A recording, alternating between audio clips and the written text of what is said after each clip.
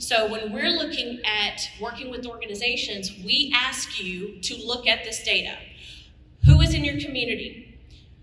How does your employee demographic population map out along racial, gender, ethnic, all of these lines? And we work with companies that are also starting to ask questions about family status and sexuality and all of these layers. So they're going even deeper to ask some different questions so that they have a full snapshot of their employee base and how they can create a more inclusive environment. Diverse teams, you heard Jen mention this earlier, outperform, they do better, they're more innovative than homogenous teams. But the key to this slide, I always joke this is a very simple slide, but it has about 20 PDF articles behind it.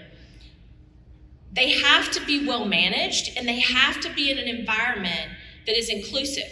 You can't just hire for diversity, which is what we get a lot of requests for. You have to create an inclusive environment first, or those diverse teams are not going to do well. So when we're talking about how productive they are, when we're talking about how inclusive they are, it does make a difference in their productivity, in how well they work in an organization, but that inclusion piece is central.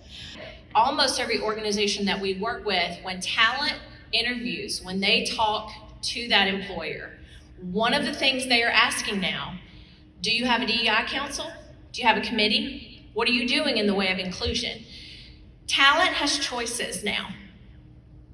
They have a lot of choices. So are they going to choose an organization that looks really great but has nothing going on in this? Or are they going to choose one that they feel like they're going to feel included and they're going to have a sense of belonging? And the data over and over again shows that, and then anecdotally, we hear it every day. We work with a lot of organizations that are doing some really great things, but nobody knows about it. Or they're already doing great things to create inclusive communities, but no one knows about it. So have a strong strategy, communication strategy for your DEI plan.